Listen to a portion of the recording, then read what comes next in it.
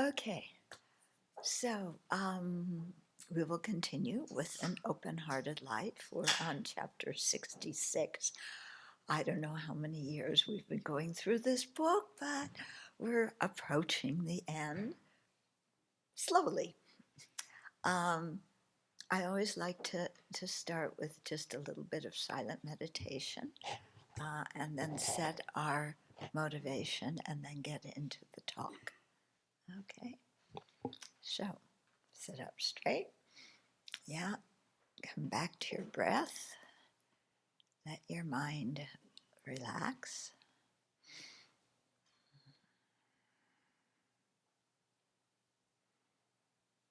And you can, as you're breathing, be aware of how your breath connects you to the rest of the universe. We all breathe the same air.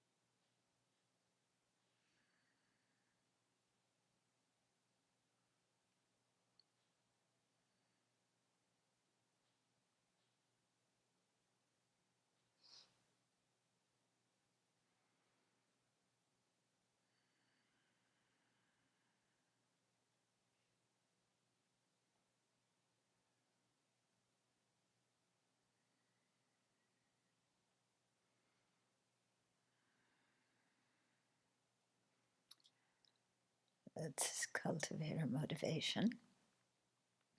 So we'll be reading from An Open-Hearted Life this morning. So let's have an open-hearted motivation.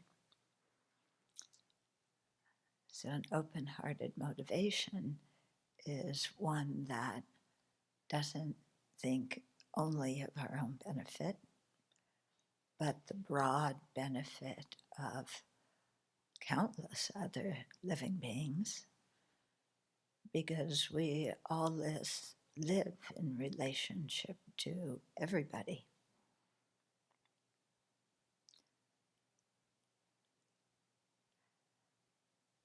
So an open-hearted life has compassion, it has wisdom, it forgives, and it is willing to question its own beliefs and perceptions and emotions and ideas, and to question all these in order to understand what reality is, so that we can act with integrity, with wisdom, with compassion. So with that kind of motivation, let's share in the Buddhist teachings this morning.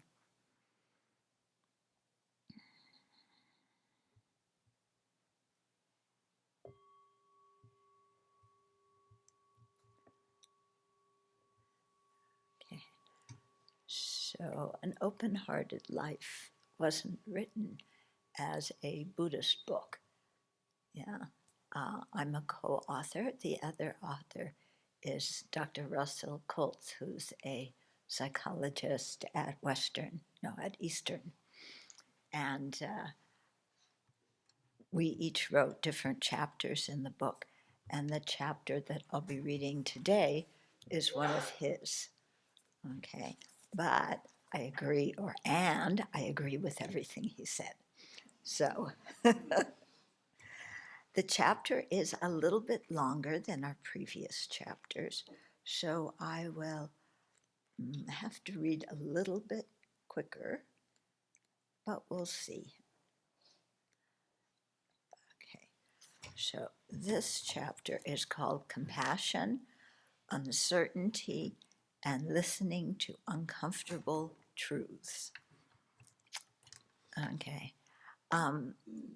One thing about the word uncertainty here, which he'll be talking about in this,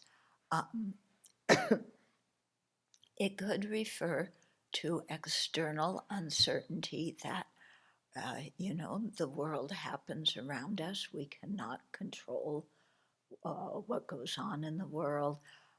We don't really know what's going to happen from one moment to the next, because everything arises from causes and conditions, and we don't know all the causes and conditions. So it could refer to that kind of uncertainty, like what's going to happen. Will we have a nice lunch, or is it going to burn? We don't really know. We can't have hopes.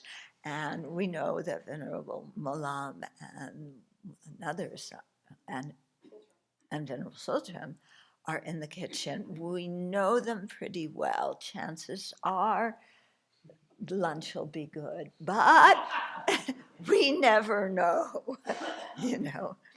Okay.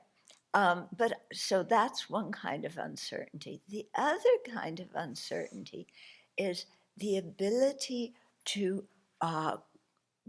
question our own beliefs. Yeah, because we seem very certain about our beliefs, especially in this polarized atmosphere in the country right now. I believe this. This is this, and that is that, and I'm not going to talk to them because those people don't know what they're talking about, and I'm right anyway, so I don't need to hear any other ideas. Okay, so to that certainty, to question it, to have an open mind and not be so dogmatic about what we think and also what we feel, because sometimes we'll get in a thing, like we'll get angry, and my anger is justified, and we stick to that. Anybody in their right mind should be angry and would be angry, and my anger is right. There's no need to question it. Okay, so to question that, is my anger really benefiting me? Am I seeing the situation correctly? Where is my anger going to lead me? Is it going to lead me to what I want in life? Okay, so to have a little bit of uncertainty about our beliefs and our emotions. Okay, so let's start reading. As human beings, we tend to get stressed about circumstances we experience as uncomfortable and unpredictable. True or false? Okay. We like to feel that we have a handle on things, even when we're really clueless. We also don't like ambiguity. Many times and this is Russell speaking, have almost wanted the dreaded outcome to just happen rather than having to wallow in uncertainty, wondering if it may happen. Interesting, isn't it? Like you're dreading something, but you hate the ambiguity and uncertainty. So one part of your mind says, let's just do it. And then at least I don't have to live with this ambiguity anymore. Yeah, interesting, isn't it? Yeah. When we're living with the ambiguity, we don't have any problem. Yeah, what we dread is not happening in this moment, but our mind creates that kind of dread that makes us very, very unhappy, even though the situation around us right now is okay.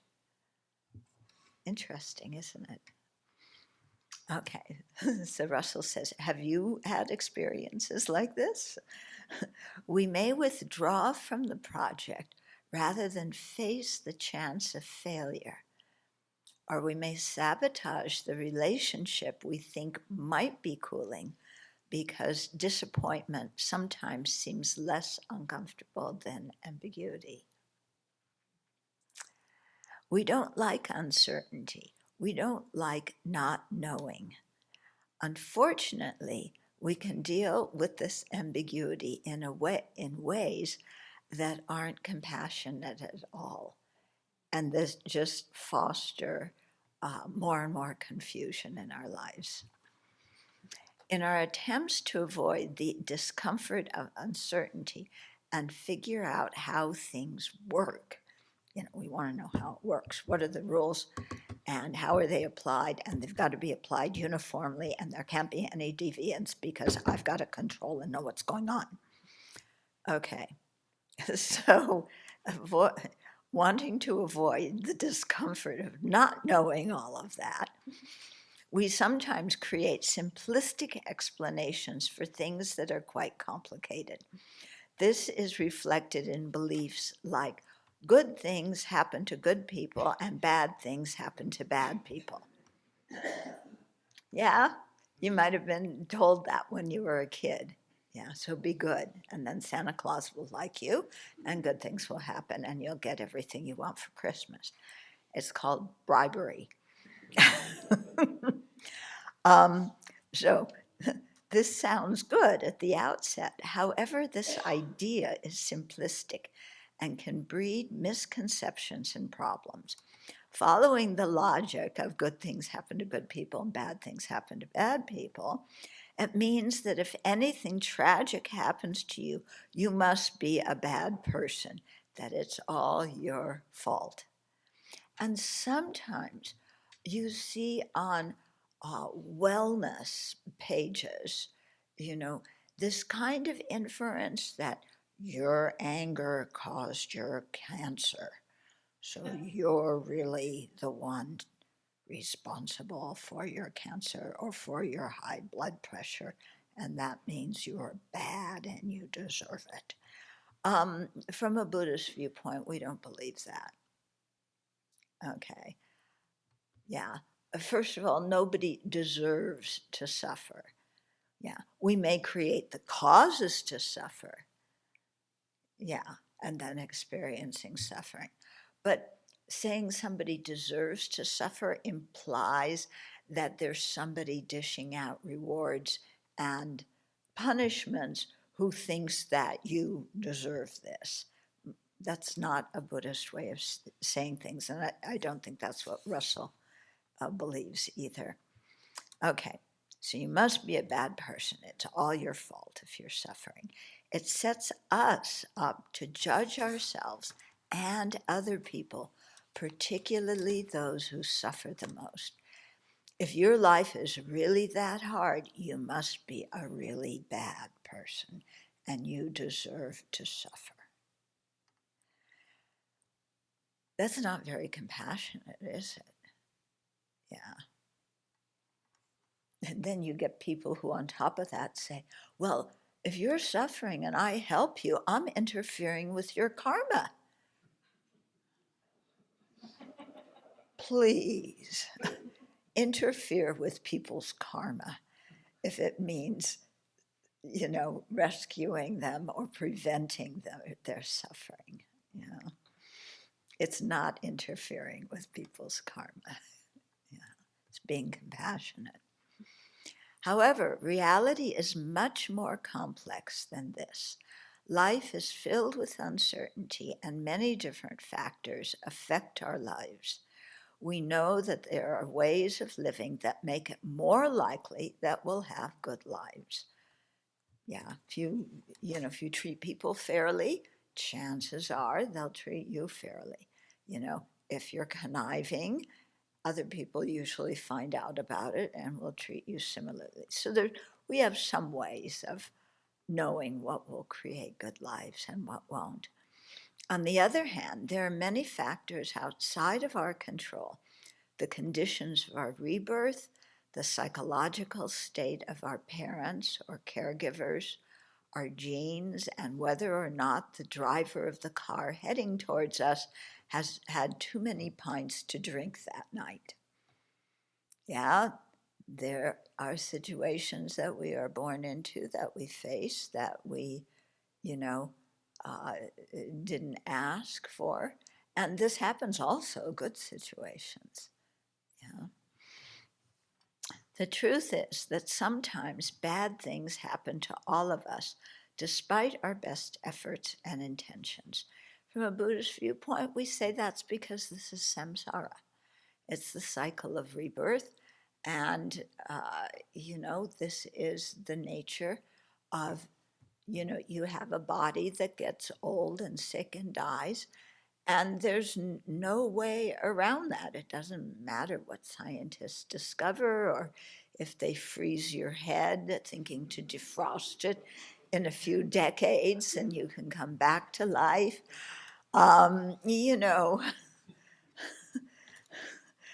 Okay, there's things that are just not in our control that we, experience.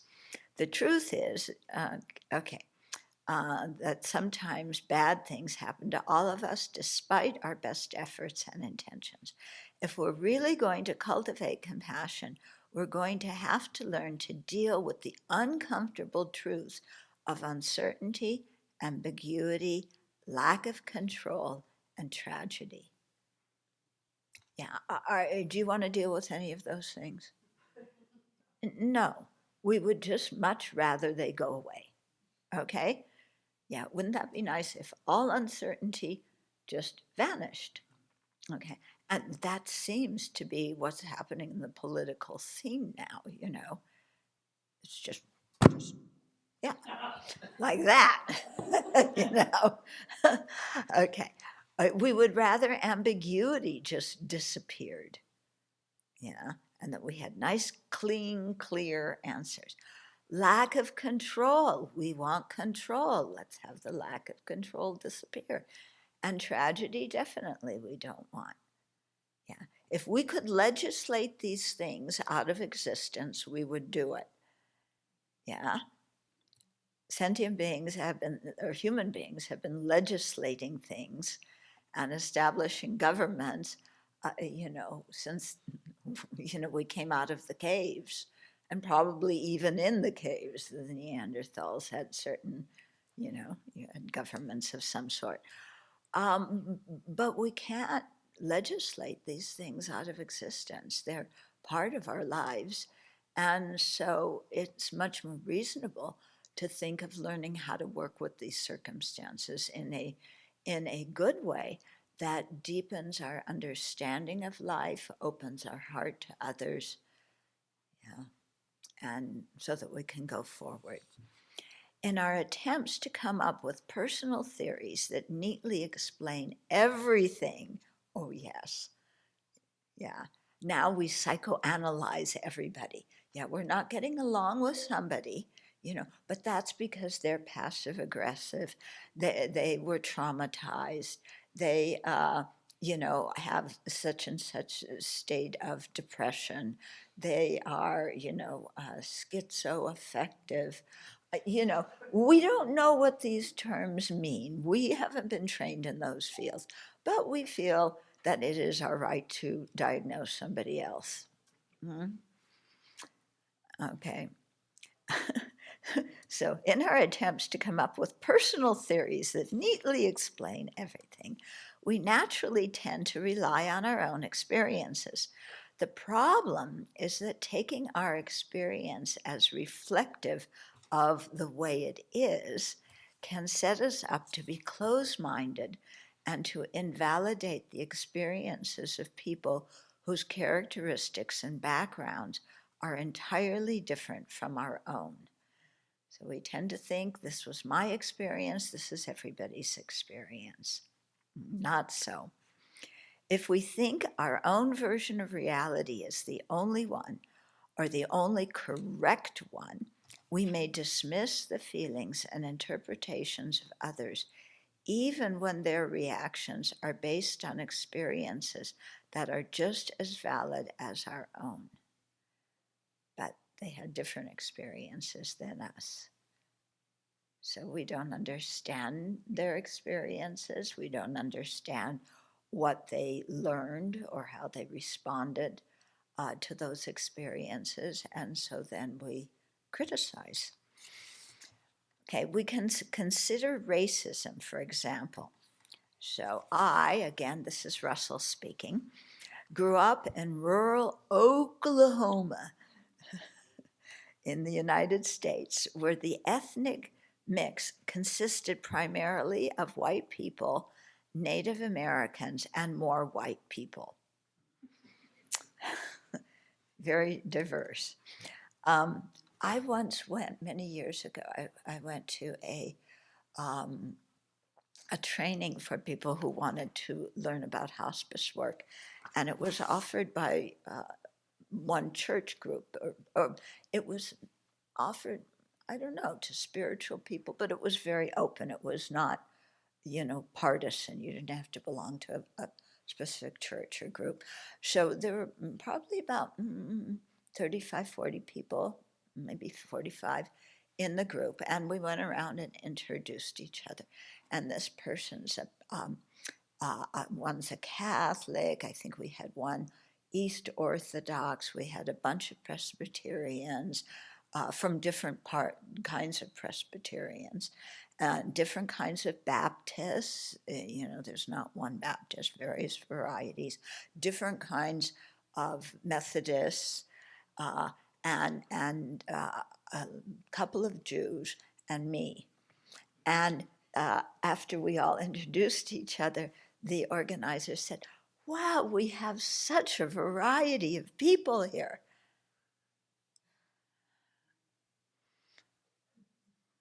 Yeah, that's what I said, huh? This is a variety? Yeah, they're all Christian, but 3 people.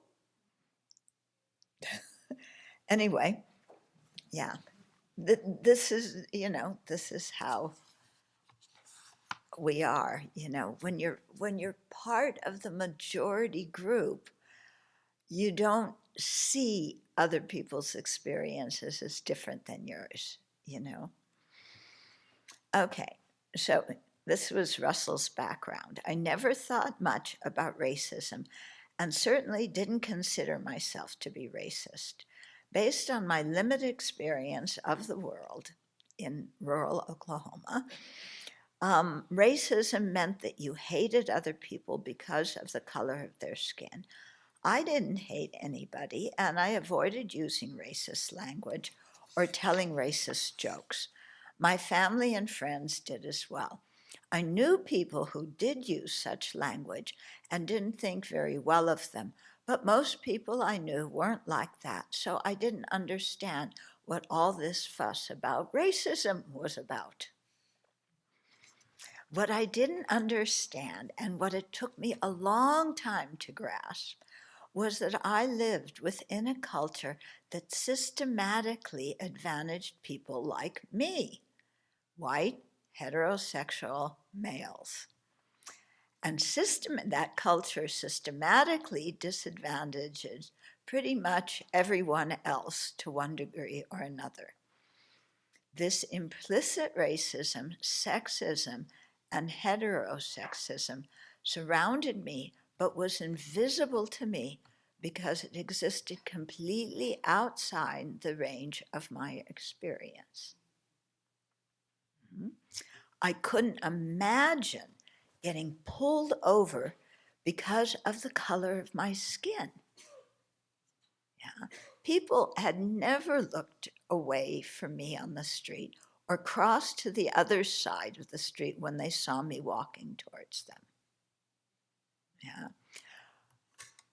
So, these kinds of things, never thought, he would never have thought of, accidentally locking himself out of the house and having to pry a window open and getting arrested for trying to get into his own house.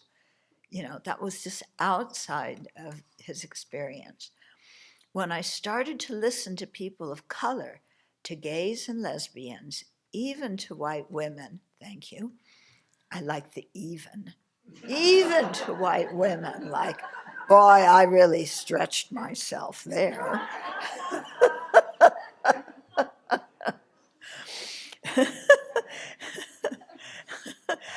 You know, it was hard for me to believe their stories were true because they were so different from my own experience. They just weren't, they weren't just different. More than that, these stories, these truths were uncomfortable to me, he says. They describe the reality of a world that seemed so unfair and cruel to me that at first I couldn't believe myself to believe in it. I couldn't bring myself to believe in it. But once I learned to listen, the stories kept coming. As a young male used to going to concerts by myself, it was eye-opening to hear my female friends so that they couldn't do that without the fear of being raped. A black friend told me of being pulled over in his car by the police on a weekly basis until he got his windows tinted and then never getting pulled over again. I can remember the pinkish tan skin colored crayons that I used all through elementary school and began to imagine how I might have felt if they hadn't resembled the color of my own skin. And the skin colored Band-Aids that, you know. Another black friend told me that what was for normal hair shampoo, that shampoo did to her hair, and about the thoughts and feelings this fact brought up in her. The subtle communication that she wasn't normal because the normal for normal hair shampoo didn't work for her. So she felt that she wasn't normal, that something was wrong with her. Something was wrong, all right, but it wasn't with her.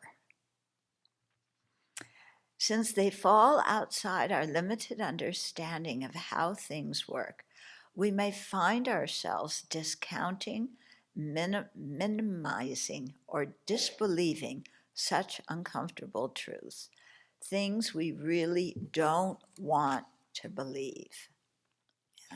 We convince ourselves that these things can't really be true, so we don't have to deal with them, ignoring these aspects of reality in order to avoid discomfort. Sometimes we just stop thinking entirely. If we love animals but also love eating meat, we may purposely avoid documentaries about the unsanitary conditions and tremendous suffering produced by the factory farming industry. We don't like the story, so we change the channel. Compassion means doing the opposite. If we're really committed to understanding and addressing the sources of suffering in the world, we have to accept that there are many uncomfortable truths out there.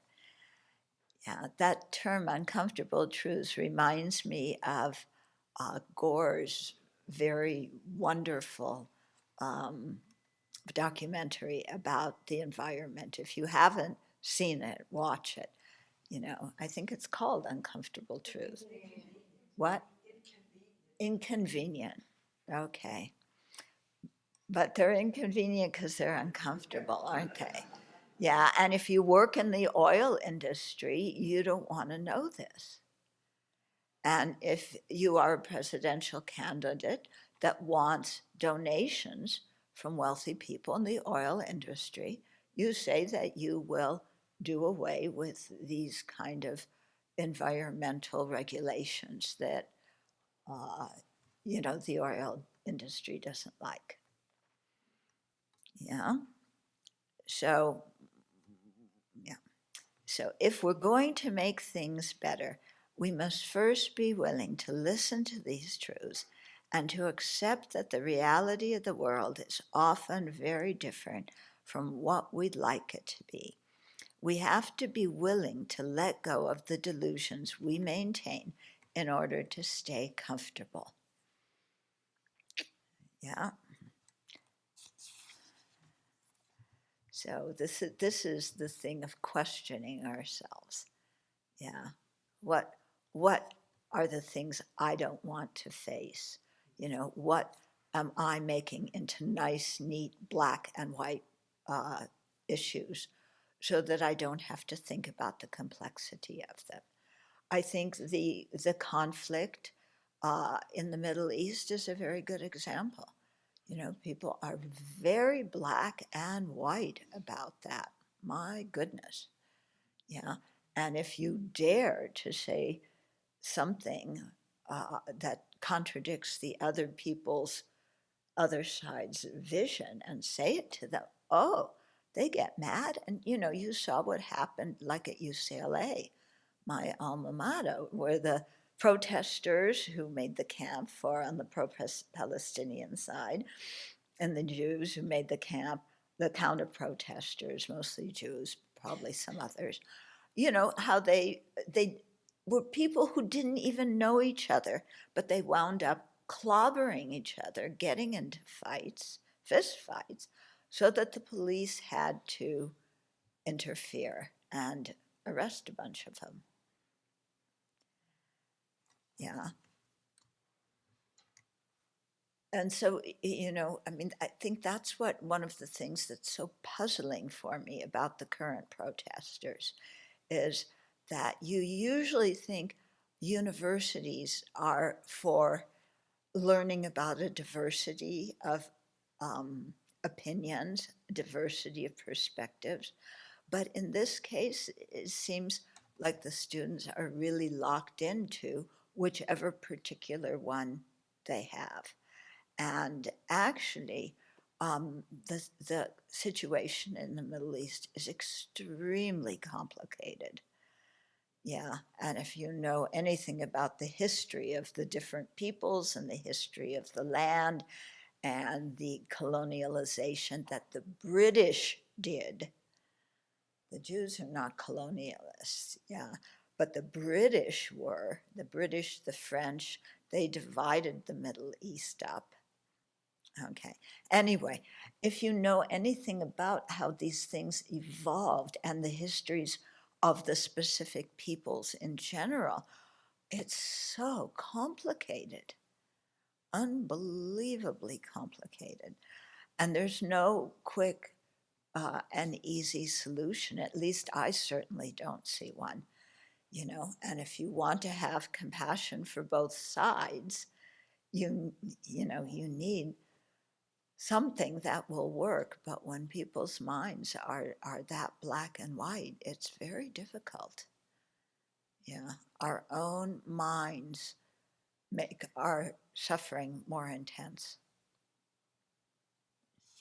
Okay, so although listening to these stories and believing them will be disturbing to us, he's encouraging us to really talk to people who are different from us. Yeah. In what year was it? 1980. Okay. My teacher had what's called the Enlightenment experience. It was he wanted all of his students from different countries to come together in India and listen to teachings and do retreats together. So there was a big group of us at that time. I mean, at that time, maybe big in terms of the monastics, probably 150 maybe, and then many more lay people. Okay. Um, and we listened to teachings and practice together, and from many countries all over the world. And I gave myself a little homework assignment, yeah, because I didn't know so many people in that big group. I gave myself the assignment that within those 3 weeks of the Enlightenment experience, I was going to really make an effort to talk to every single other person in that group. We were all monastics. Believe me, monastics are not cookie cutters. You know, we may have the same hairdo and the same clothes, but we are really different individuals. So I gave myself the homework assignment to do that. And I made myself do it because there were some people, just, you know how you judge people when you look at them? Yeah. So, okay, I'm glad you're sitting on that side of the room. I'm sitting on this side of the room. It actually turned out that one of the people, he was an exhibitionist, but we didn't know that until the end of the retreat when he flashed to a group of Tibetan nuns, which totally horrified them. I told you we were really different people. you know, um, yeah, I mean, go figure. How did this guy get ordained? Anyway, yeah. So, but it was really a very eye-opening experience for me to talk to people from a wide variety of different countries, who came to Buddhism, some because it was their family's religion, mostly because, they didn't like their family religion. They were looking for something else. Yeah. And I was so glad that I gave myself that discussion, that homework assignment. And it wasn't just to have any old discussion to talk about the weather, with everybody. My self assignment was to find something that both of us were really interested in that we could talk about. Yeah. And that really, I had to stretch in that way sometimes, you know. Um, Personally, I really like hearing about uh, people's family stories, the history of their family, and the history of their particular, racial, socioeconomic, all these different groups. Um, I quite enjoy that. Yeah, I was a history major. Forgot most of it. Uh, okay, so uh, I've everybody has some kind of background. You could do that. And some people I just tried to whatever it was. Maybe it was some Dharma point. Maybe it was something. I found that we could have a good discussion with. And I'm so glad I did that. It really expanded me, you know. Because we tend to go into a group and it's like, okay, who are all these people? Who are like me? Who am I going to be safe around? And then we hang out with those people. But it's so boring. Yeah, to talk to people who grew up in the same way you grew up. It's really, I think it's boring. Yeah. So, okay, where are we? Okay. So, although listening to these stories and believing them will be disturbing to us, they also present us with possibilities. As we begin to understand these sources of suffering, we see that they don't just happen on their own. They occur within a system of causes and conditions that can be changed. Okay, so not all the causes, once karma is ripening, we can't change it. We can't change the past, but we can change how we relate to the past. Yeah, we can hold a grudge. We can forgive. Yeah, so that can create very big differences in our experience of the present.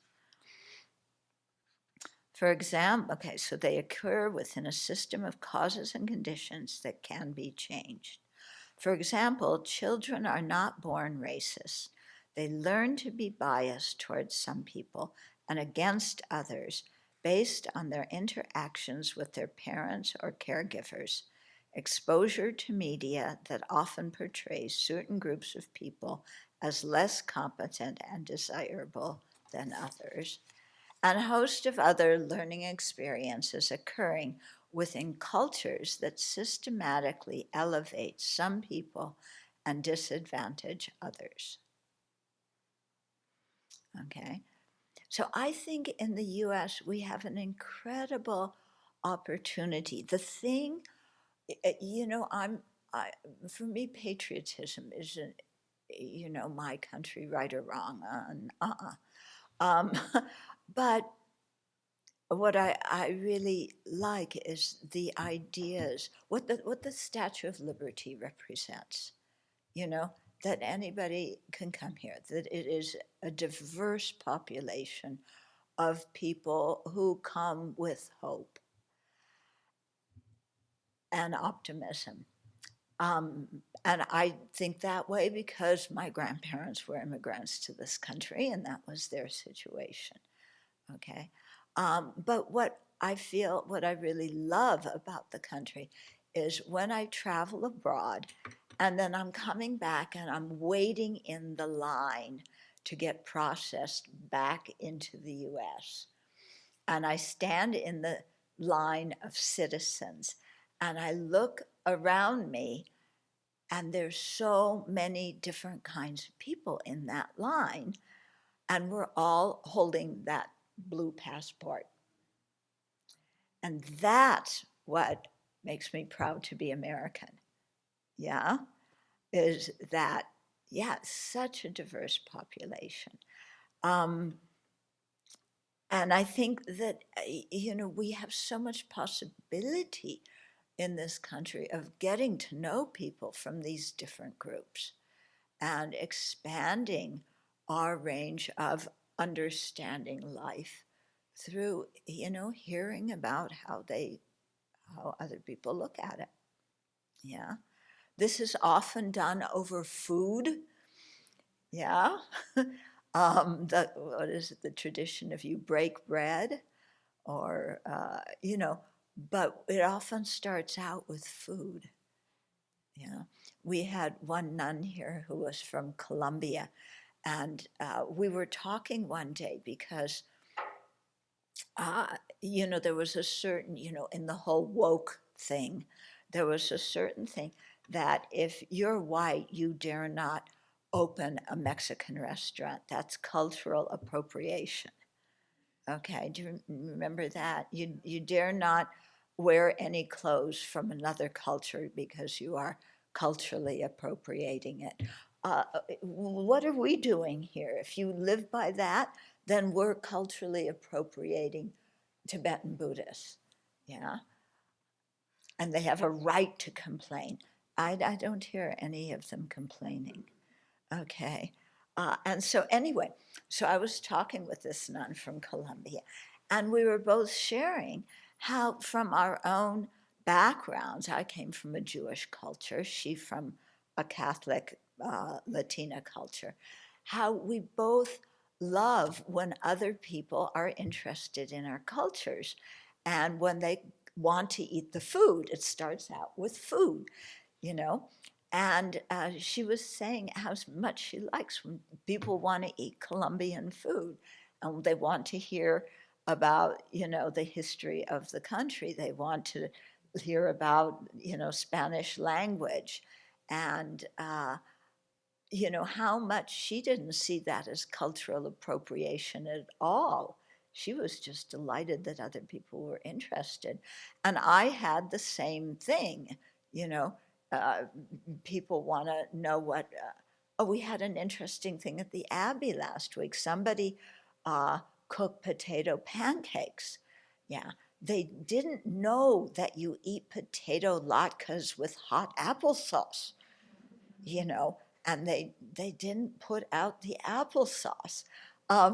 But it it was a cultural moment, you know, where from my background, if you see potato pancakes, you think it's Hanukkah and there's going to be applesauce and you better take your dreidels out, you know, which I never did. But, you know, how each of us just look at potato pancakes in a very different way. Yeah. But for her and I, you know, she loved when people had, you know, Colombian restaurants, I guess, you know, and lots of chili and, you know, these kinds of things.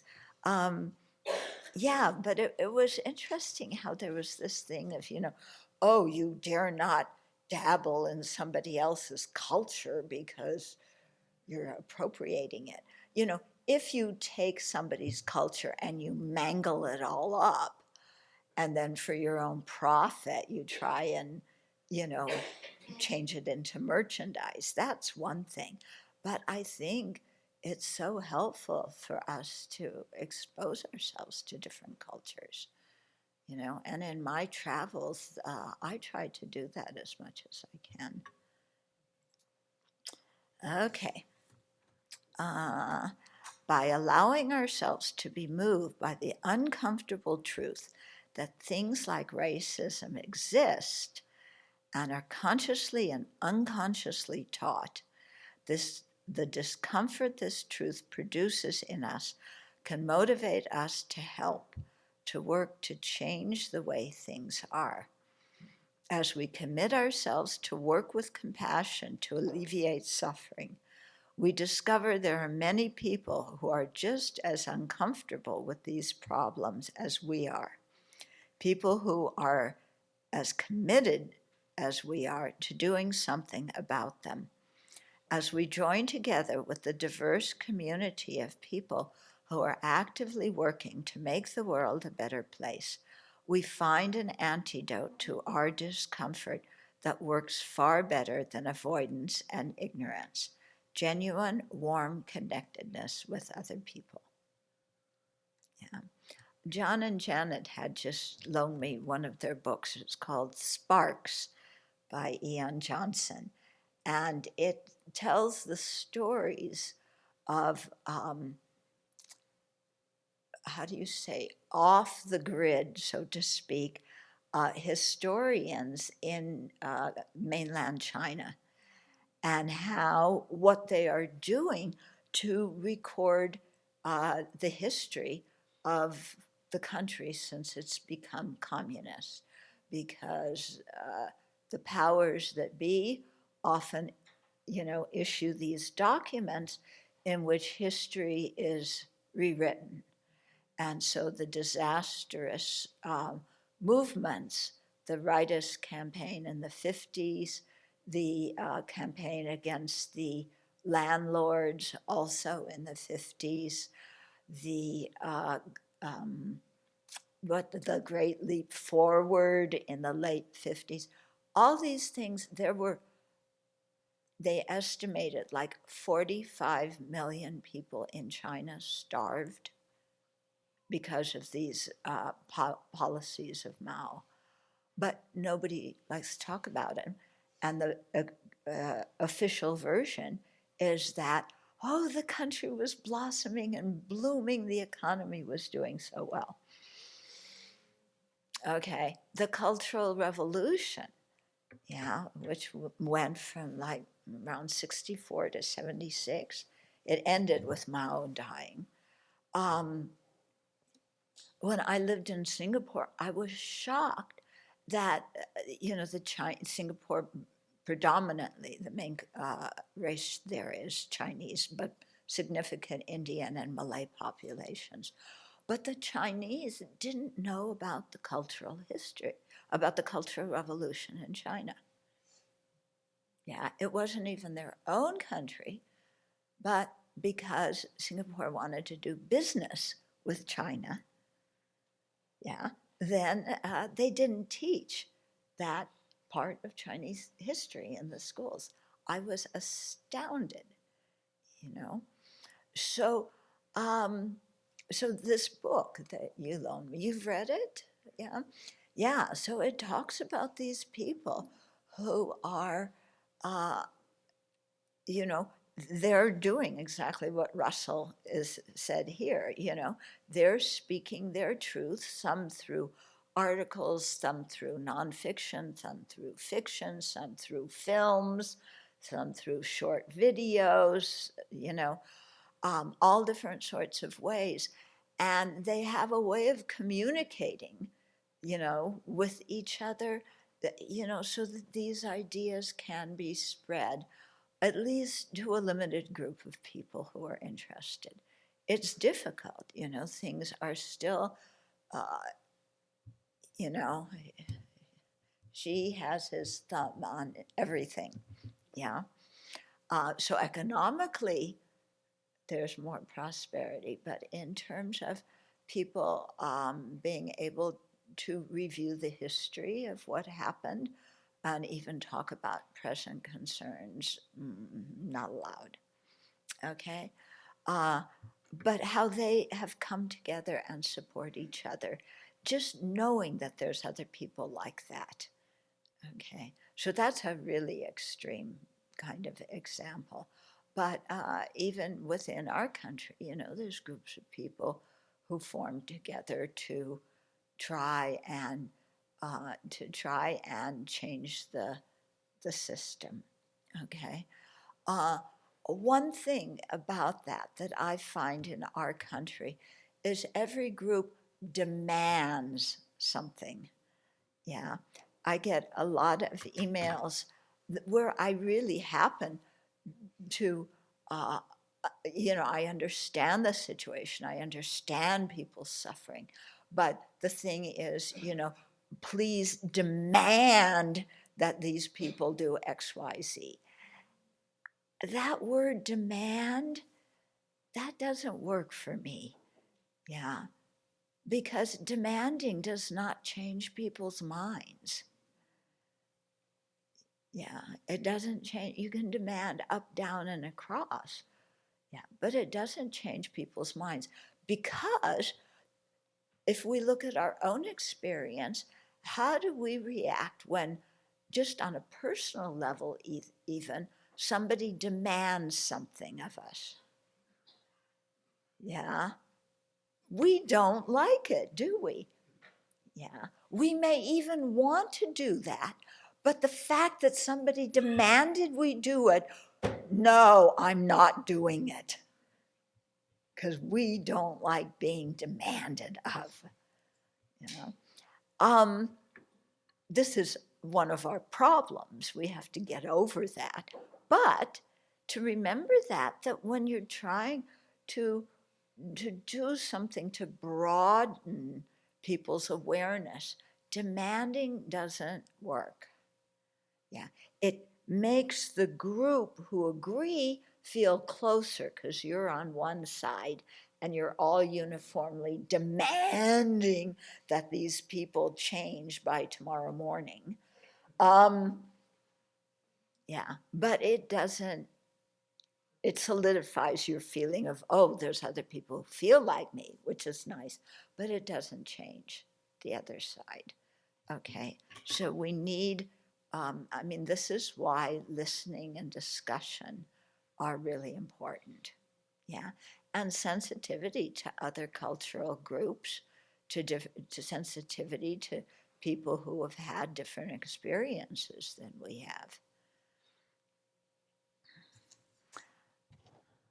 By repeatedly facing uncertainty, we learn it is possible to be comfortable with not knowing and with not being able to control everything. We learn to calmly accept that life is inherently uncertain. Yeah, and perhaps even appreciate that our profound lack of knowing creates the possibility of wonder, awe, and appreciation for the amazing enormity of life. Opening ourselves to the stories of those who are different from us is also a powerful gateway to wisdom. While some of these stories are tragic, Many others are fantastic, inspiring, and filled with knowledge that open us to entirely new perspectives on life. It all starts with learning to listen. Yeah. So Russell will be coming to speak to our young adults program. We should ask him what growing up in rural Oklahoma was like. That wasn't my experience. Was it? Yeah. You grew up in urban Oklahoma, which is very different than rural. Yeah. It would be interesting, you know. What's your knowledge of rural Oklahoma besides Oklahoma, where the wind comes? Yeah, breezing down the plain. Yeah. Yeah. What else do we know about Oklahoma besides that? Yeah. Do we know that, you know, the Indian nations are filing many court cases to get back a lot of their land that the U.S. government supposedly gave it to them, but then took over? Yeah. Okay. So here's the reflection in this chapter. It's called Learning to Listen. Spend some time listening to someone whose experience is entirely different than your own. When their experience seems to conflict with your understanding of how things work, try to set your judgments aside and remind yourself that each of us has different experiences in life. Allow yourself to see what you can learn from others. Accepting their experience of life as valid, commit yourself to hearing, understanding, and learning from their perspective. Practice listening without interrupting, keeping your attention on what the other person is saying.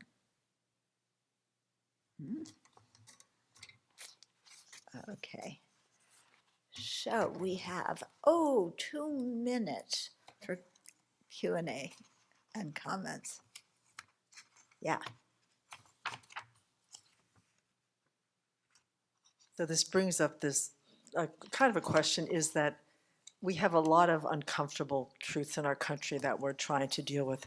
But when it becomes politicized to such an extent that folks are taking, like immigrants are taking over our country, endangering our democracy, or drag queens are causing our children to go trans, or affirmative action is racist.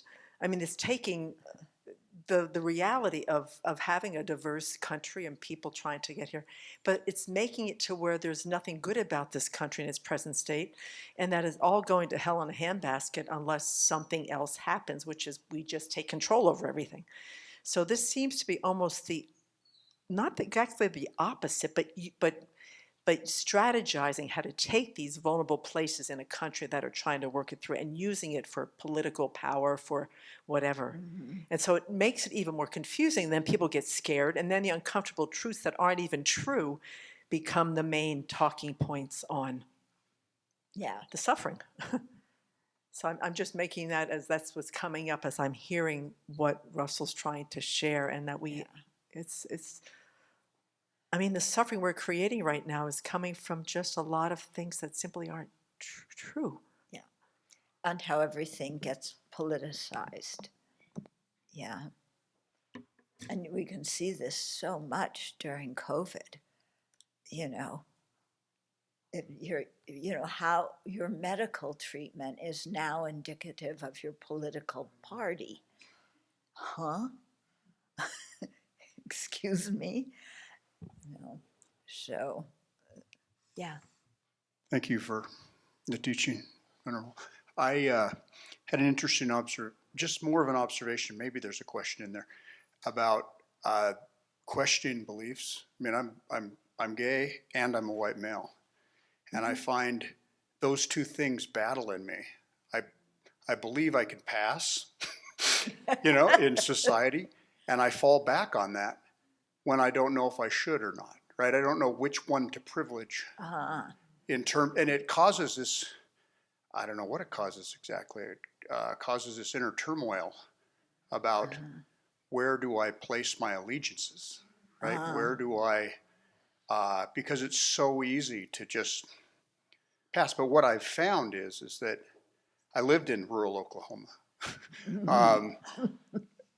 my adult life, and I've lived in rural South Dakota in my adult life, in these very red places. And what I find is that as long as I let people get to know me before I demand their acceptance or then there's no issue, Yeah.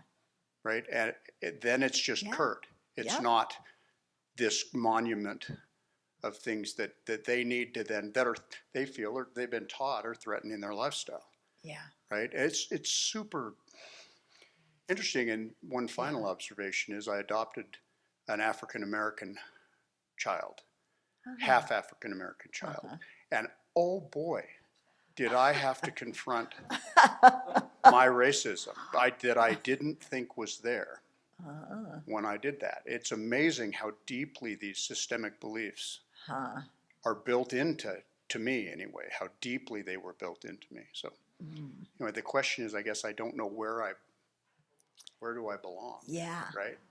Maybe don't try and see, we want an identity. I am this. Yeah. In Buddhism, we're trying to dismantle all these identities. Yeah. Because when we create a strong identity, we're creating us and them. As soon as there's us and them, we favor ourselves within, we distrust the others, or we compete with the others, whatever it is. And this is another cultural movement in America the last, decade or a few decades, is your identity. Yeah. And my goodness. I mean, as a Buddhist, many years ago, in the middle of, when this identity thing was arising, I was asked to give a talk to a group of Harvard students. And, I come as a Buddhist, and it was billed as a Buddhist talk. And, what is a big thing in my practice? Trying to undo my clinging to all the various identities that I have. And I went to give this talk, and the students are like, well, where do you stand on this? Yeah. And there was one Asian young man who said, I have Black friends and they go to Buddhist centers and there's nobody who looks like them. And there's nobody who looks like me either, that all these centers are white. And I was talking, because the talk was organized by a Chinese nun who is a friend of mine. So we talked about this afterwards, and how actually I should have responded to that young man when he said, who was Asian, who said nobody looks like me, by saying the Buddha looks like you. The Buddha was Asian, Yeah, but it was so amazing because my experience then was I've been trying for years and years to dismantle identities, to dismantle my own, dismantle seeing other people through these identities. And then I come into a college atmosphere where it's like, what's your identity? And what are you doing to oppose other people's being discriminated? And, I was just blown away by the whole thing. Yeah, because my whole training was to have, generate compassion for all living beings, not just for your group. And I tried to explain that to the students, but they didn't get it. Yeah. They didn't. They were really stuck in that. So, yeah.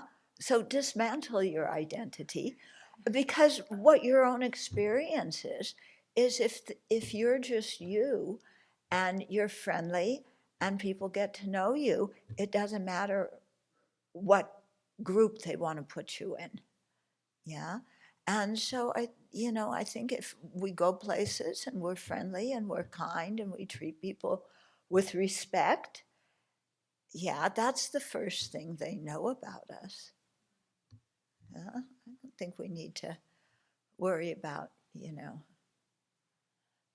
yeah, when you come here, are you worried about what identity you are? Are you a Buddhist? Have you taken refuge and precept? Yeah, I don't know. I want to see your card carrying thing to make sure you're a real Buddhist. Yeah. And are you our form of Buddhism? Yeah. Yeah. I mean, we don't want you to be from another Buddhist tradition. Yeah.